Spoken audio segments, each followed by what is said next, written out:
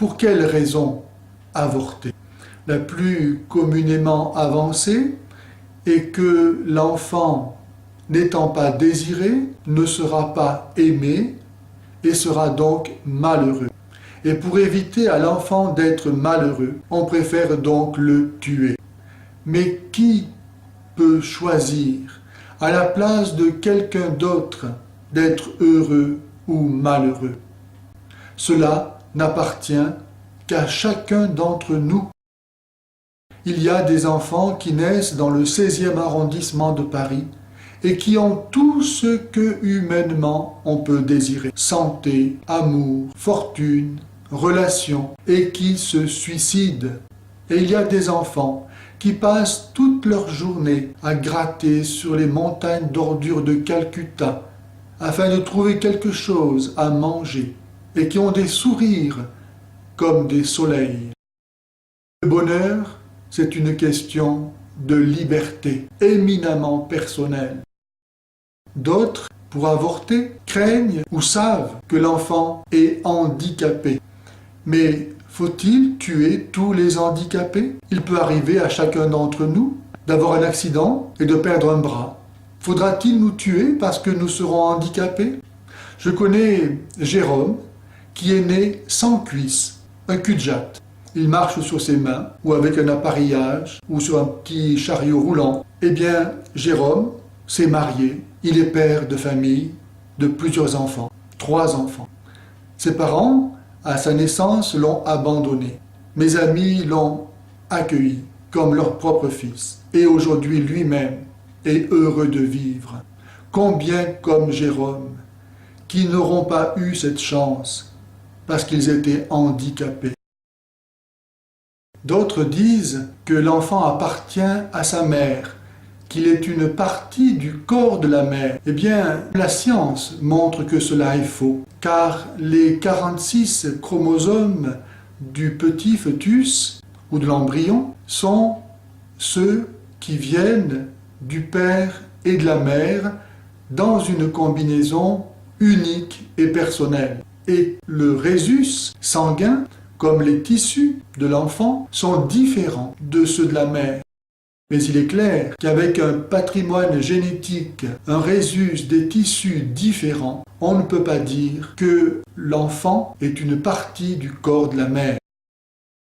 D'autres se consolent en disant qu'ils en feront un autre, mais cet autre ne sera pas celui qui aura été avorté. Chaque être conçu est unique et voulu et aimé de Dieu, de toute éternité. Et qui sait si, dans le plan de Dieu, ce petit enfant que l'on veut tuer n'est pas destiné à devenir, pour sa patrie, un bienfaiteur, un savant, un saint.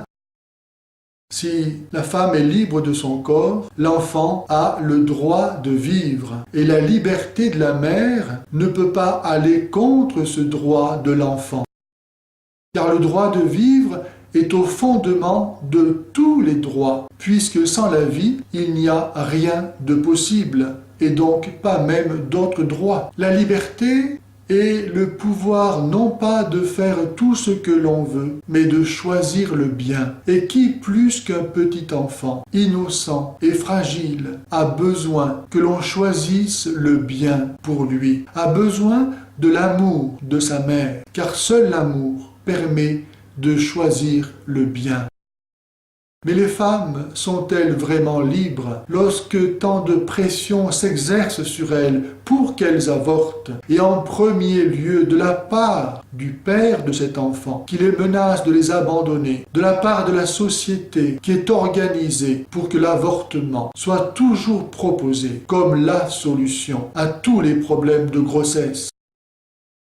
D'autres justifient l'avortement au motif que les parents ne peuvent pas élever l'enfant.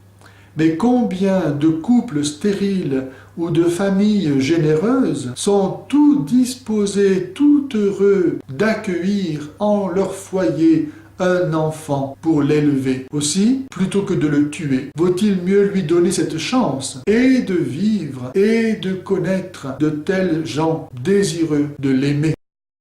D'autres justifient l'avortement en avançant la situation de détresse dans laquelle la mère est plongée du fait de la grossesse. Mais la détresse est bien pire, infiniment pire, après l'avortement, comme le syndrome post-avortement, bien connu aujourd'hui de nombre de médecins en témoignent. Car une mère, toute sa vie et jusqu'à sa mort, pourra se dire « Si je n'avais pas tué mon petit, aujourd'hui, il serait là, à jouer avec ses cousins, avec ses petits camarades. Aujourd'hui, peut-être qu'il pourrait se fiancer. Aujourd'hui, peut-être qu'il pourrait se marier, être père de famille.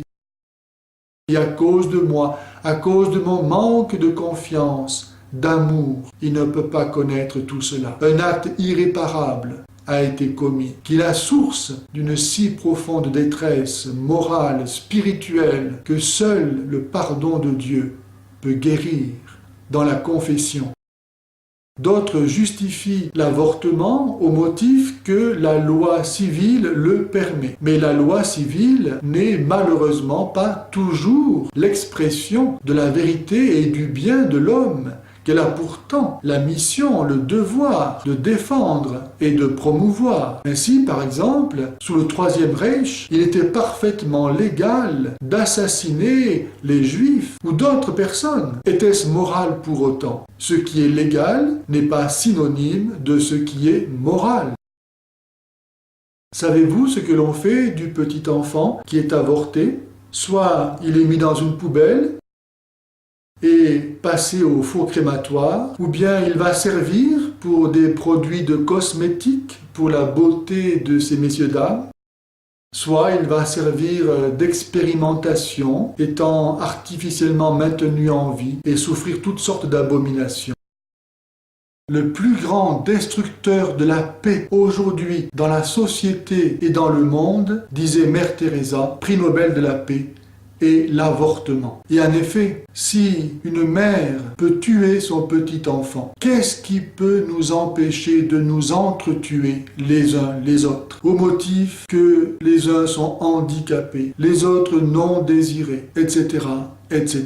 Dans l'Empire romain, le pater familias avait le droit de vie et de mort sur ses enfants, et c'est l'Église qui a aboli ce droit, reconnaissant à tout être humain, depuis sa conception, parce qu'il est un être humain, le droit de vivre.